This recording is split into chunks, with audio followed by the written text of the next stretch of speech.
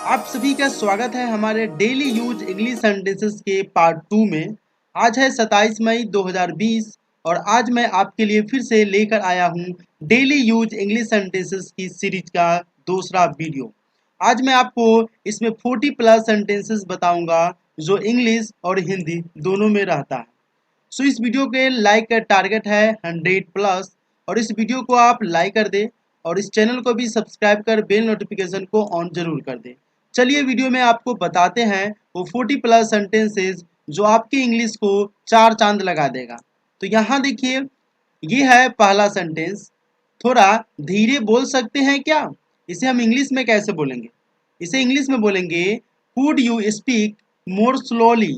थोड़ा धीरे बोल सकते हैं क्या? इसे इंग्लिश में हम ऐसे बोलेंगे, ठीक है। तुम्हारे पास कोक सूख है क्या? कोक सूख मतलब होता है सॉफ्ट ड्रिंक, वो है क्या? तो हम इसे इंग्लिश में बोलेंगे do you have any soft drinks. तुम्हारे पास कोक सूख है क्या? चलिए आगे चलते हैं। आपको कहीं जाना है? क्वेश्चन पूछ रहा है कि आपको कहीं जाना है, आप किसी से पूछ सकते हैं। तो हम इसे इंग्लिश में बोलेंगे do you want to go somewhere, या फिर आप इसे हिंदी में एक और तरीके से बोलेंगे तुम्हें कहीं जाना है या आपको कहीं जाना है। इसे हम इंग्लिश में बोलेंगे do you want to go somewhere, या फिर हम बोलेंगे have you go to somewhere. ठीक है ना, जाना का मतलब इस टाइप से भी हम बना सकते हैं। चलिए आगे चलते हैं। सब टॉम के लिए दुखी थे, तो हम इसे इंग्लिश में कैसे बोलेंगे? इंग्लिश में बोलेंगे everyone felt sorry for Tom. सब टॉम के लिए दुखी थे। आप टॉम की जगह दूसरा नाम चेंज कर सकते हैं कि सब राम के लिए दुखी थे तो everyone felt sorry for Ram. अगर सीता के लिए दुखी थे तो everyone felt sorry for Sita. Tom की जगह हम चेंज कर देंगे। चलिए आगे देखते हैं। सभी उसकी अच्छाई करते हैं। अच्छाई के मतलब सभी उसके बारे में अच्छा बात करते हैं, तो हम इसे इंग्लिश में बोलेंगे everyone speaks well of him. Everyone speaks well of him, सभी उसकी अच्छाई करते हैं। यहाँ देखिए, फ्रांस पश्चिमी यूरोप में है। इंग्लिश में हम इसे कैसे बोलेंगे कि फ्रांस पश्चिमी यूरोप में है? तो हम इसे इंग्लिश में बोलेंगे France is in western Europe. France is in western Europe, France पश्चिमी यूरोप में है। आगे देखिए, यहाँ पर है उसने अचानक से दरवाजा बंद किया। अब ऐसा होता है कंडीशन, तो उसने अचानक से दरवाजा बंद किया, हम इसे इंग्लिश में बोलेंगे he closed the door suddenly. He closed the door suddenly, उसने अचानक से दरवाजा बंद किया। यहाँ देखिए, वह लंबी सांस नहीं ले पाता था। ऐसा होता है कि वह लंबी सांस नहीं ले पाता था, तो हम इसे इंग्लिश में बोलेंगे he could not breathe deeply. He could not, he could not breathe deeply, वह लंबी सांस नहीं ले पाता था।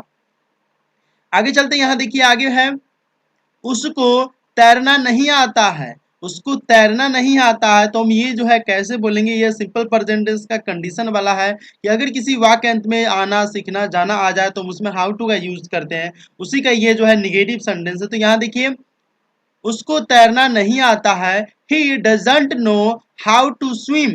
आप इसे ऐसे भी बोलेंगे ही डज नॉट, इसका मतलब जो होता है डजंट नो, डजंट का मतलब होता है डज नॉट भी होता है। He doesn't know how to swim, उसको तैरना नहीं आता है। चलिए आगे देखते हैं। उसने मुझे वह नियम समझाया। ऐसा होता है कि आपका दोस्त आपको वह नियम समझा देता है, तो हम उसे वहां पर बोलेंगे He explained the rule to me. He explained the rule to me. उसने मुझे वह नियम समझाया। वह अपनी कब्र खोद रहा है। ऐसा होता है, वह अपनी कब्र खोद रहा है। ऐसा सेंटेंसेस में आप जो है सेंस के आधार पर पकड़ सकते हैं। तो हम इसे इंग्लिश में क्या बोलेंगे?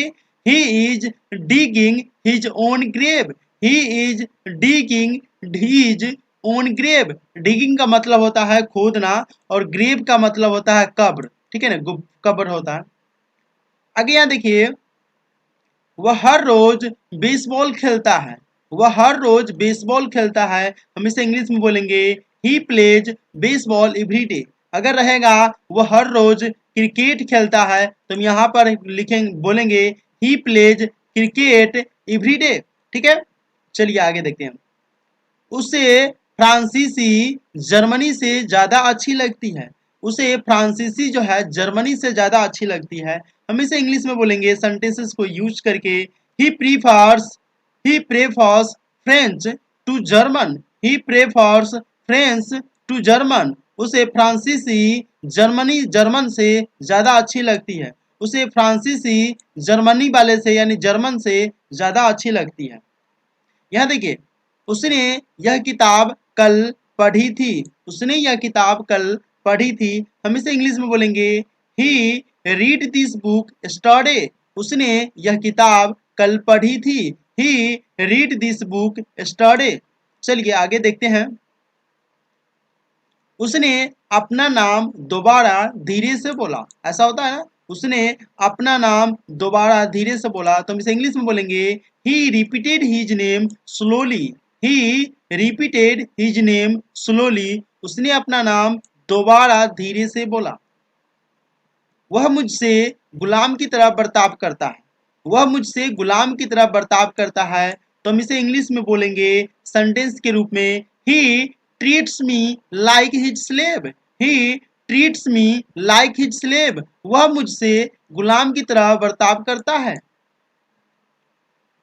वह मेरे बजाय वहां गया। ऐसा होता है कि कहीं आपको जाना होता है लेकिन आप किसी काम में फंस जाते हैं या बिजी हो जाते हैं तो आप उसके बदले अपने बेटे या फिर आप अपने किसी आदमी को भेजते हैं तो वहां पर क्या कह सकते हैं, वह मेरे बजाय वहां गया तो हम इसे इंग्लिश में बोलेंगे he went there. He went there instead of me. He went there instead of me. वह मेरे बजाय वहां गया। उसका जन्मदिन 21 अगस्त को है। उसका जन्मदिन 21 अगस्त को है। हम उसे इंग्लिश में बोलेंगे ऐसे his birthday his birthday his sorry his birthday is August 21st। His birthday, उसे बर्थडे बोला जाता है लेकिन बर्थडे होता है। His birthday is August 21st। इसे हम बोलेंगे बर्थडे बर्थडे। ठीक है, बर्थडे जो होता है नहीं बर्थडे होता है, उसे बर्थडे होता है। He is birthday is August 21st। आगे देखते हैं यहाँ पर, आप यहाँ कितने दिन रहेंगे। आप यहाँ कितने दिन रहेंगे। हम इसे इंग्लिश में बोलेंगे how long will you stay here. How long will you stay here. आप यहाँ कितने दिन रहेंगे। ऐसा भी आपको बोलना पड़ जाए तो आप उसे बोलेंगे how long will you stay here. आप यहाँ कितने दिन रहेंगे। अगर यहाँ की जगह वहां रहेगा तो हम बोल सकेंगे how long will you stay there. There का मतलब होता है वहां और हेयर का मतलब होता है यहाँ। चलिए आगे देखते हैं। मैं उसके साथ सैर के लिए गया। मैं उसके साथ सैर के लिए गया। हम इसे इंग्लिश में बोलेंगे आई accompanied her on a walk. I accompanied her on a walk. मैं उसके साथ सैर के लिए गया। सैर को इंग्लिश में उसे जो है वॉक भी बोला जाता है लेकिन यहाँ गया के लिए वॉक यूज किया गया है। ठीक है ना, accompanied हर मतलब उसके साथ सैर के लिए गया होता है। वॉक मतलब टहलना और सैर के लिए भी होता है। ठीक है ना, ऑन ए वॉक। तो ये जो है ट्रांसलेशन के स्पोकन के आधार पर इसे बनाया गया है। मैं उसके साथ सैर के लिए गया। आई accompanied her on a walk. मुझे लगता है कि तुम्हें तुम्हारा काम अच्छा लगता है। ऐसा होता है ना कि कोई कोई आदमी अपने काम में इतना मग्न होकर काम को करता है कि दूसरे को लगता है कि वह अपने काम से खुश है, यानी वह उसको मतलब उसको लगता है कि वह अपने काम से ज्यादा प्यार करता है। वो अपने काम में बहुत ही मन लगाकर काम करता रहता है। तो हम इसे इंग्लिश में बोलेंगे I believe you like your job. I believe you like your job. मुझे लगता है कि तुम्हें तुम्हारा काम अच्छा लगता है। तो हम इसे इंग्लिश में बोलेंगे I believe you like your job.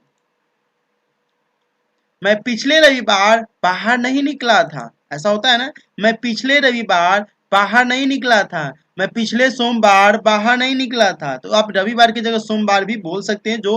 तो हम इसे इंग्लिश में कैसे बोलेंगे। हम इसे इंग्लिश में बोलेंगे I don't go out last Sunday. Sorry यहाँ पर डिडेंट होगा, बोलने में थोड़ा मिस्टेक हो गया। आप यहाँ पर मैनेज कीजिए। I didn't go out last Sunday. यहाँ डिडंट होता है डिड, और डिड के नॉक एन के बाद जो यहाँ पर स्ट्रोफी लगा हुआ है इसका मतलब होता है not. I didn't go out last Sunday.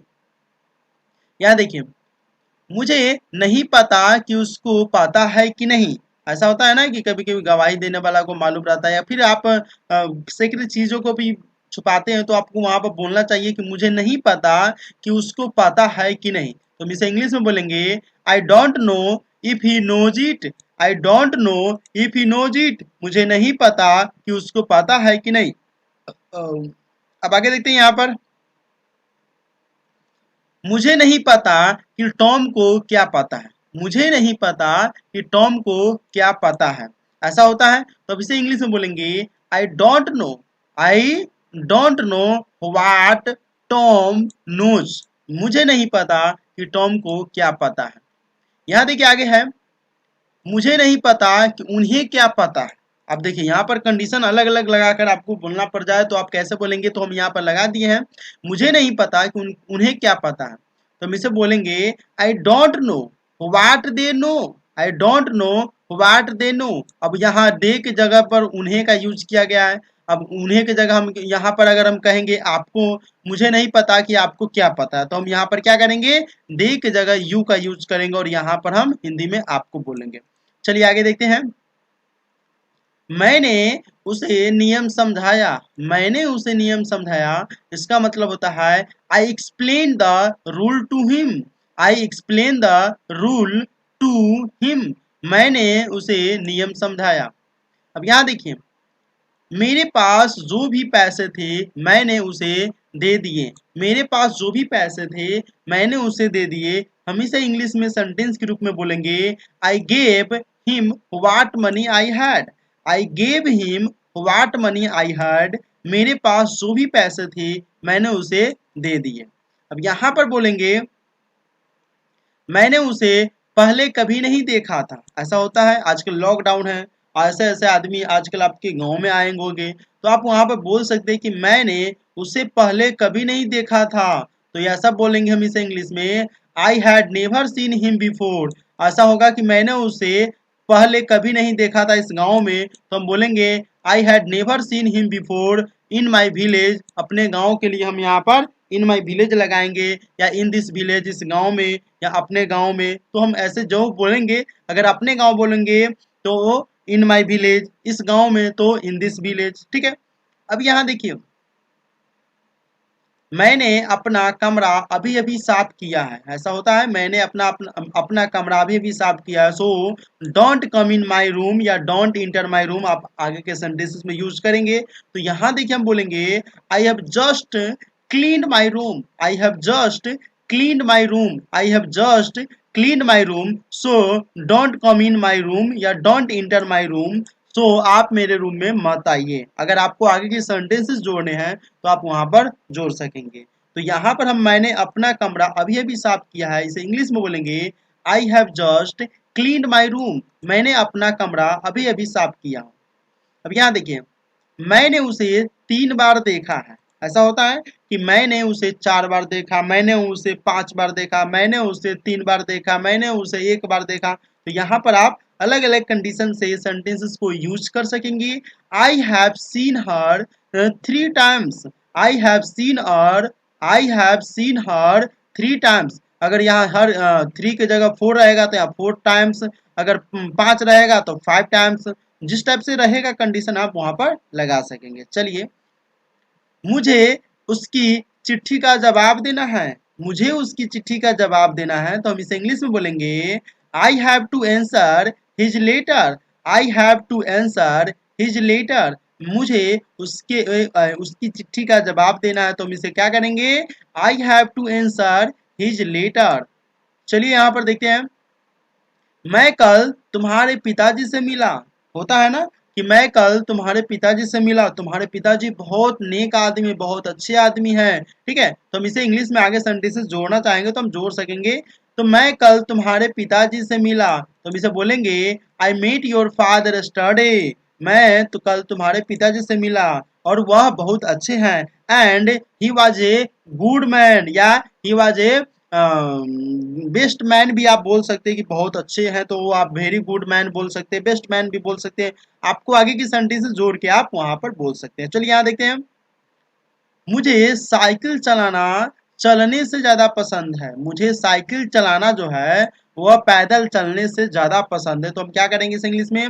I prefer, ठीक है ना, I prefer walking to cycling. I prefer walking to cycling. मुझे साइकिल चलाना चलने से ज्यादा पसंद है, ठीक है ना। अब यहाँ देखिए, यहाँ पर जो है साइकिल का मीनिंग जो है गलत हो गया है, तो आप सॉरी हिंदी में गलत हो गया है साइकिल का, तो आप ऊपर वाले से मैच करा लेंगे, यहाँ पर साइकिल सही है। चलिए यहाँ देखते हैं। मैंने उसे सड़क पार करते हुए देखा। अब देखिए, मैंने उसे सड़क पार करते हुए देखा, रास्ते में एक मोड़ आया, ऐसा वाला गाना कुछ मिलता जुलता है ना। तो हम यहाँ पर इसे इंग्लिश में सेंटेंसेस के रूप में बोलेंगे, I saw him crossing the road. I saw him crossing the road. मैंने उसे सड़क पार करते हुए देखा। अब यहाँ देखिए, मेरा जन्म सन 1977 में ओसाका में हुआ था। ओसाका, ओसाका के जगह आप अपने जगह का नाम लिख सकते हैं, वहां पर बोल सकते हैं। तो हम इसे इंग्लिश में बोलेंगे, I was born in Osaka in 1977। ठीक है, 1977 होता है, 77 का मतलब होता है 77। मेरा जन्म सन 1977 में ओसाका में हुआ था। ओसाका, ओसाका जगह का नाम है। यहाँ जगह के जगह आपका गांव है, जो शहर है वो आप यहाँ पर लिख सकेंगे। मैं तुमसे ज्यादा खूबसूरत हूँ। और ऐसे खूबसूरत जो होता है वो लड़कियां ज्यादा होती है लड़के से। तो यहाँ पर हम इसे सेंटेंसेस ग्रुप में बोलेंगे, I am more beautiful then you. I am more beautiful then you. अब यहाँ से ये पता लग रहा है कि ब्यूटीफुल लगा हुआ, और ब्यूटीफुल का मतलब होता है कि स्त्री जाति में लगाया गया। ब्यूटीफुल का मतलब भी होता है खूबसूरत सुंदर, और हैंडसम की मतलब भी, हैंडसम का भी मतलब होता है खूबसूरत सुंदर। तो हैंडसम का यूज पुरुष जाति में यूज किया जाता है, और ब्यूटीफुल का यूज स्त्री जाति में यूज किया जाता है। सो हम यहाँ पर ये बोलेंगे, I am more beautiful then you. अगर कोई लड़की किसी लड़के से बोल रहा है या दूसरे लड़की से बोल रहा है, तो हम यहाँ पर ये बोलेंगे, I am more beautiful then you. अगर कोई लड़का किसी लड़की या किसी दूसरे लड़के से बोल रहा है, तो वहां पर हम ये बोलेंगे, I am more handsome than you. I am more handsome than you. Beautiful का वहां पर यूज नहीं करेंगे, ठीक है। तो इस वीडियो को अभी कभी लाइक कर दीजिए, और चैनल को सब्सक्राइब कर बेल नोटिफिकेशन को भी ऑन जरूर कर दीजिए। और इस वीडियो के लाइक का टारगेट है 100, सो इस वीडियो के लाइक का टारगेट को जरूर कंप्लीट कीजिए।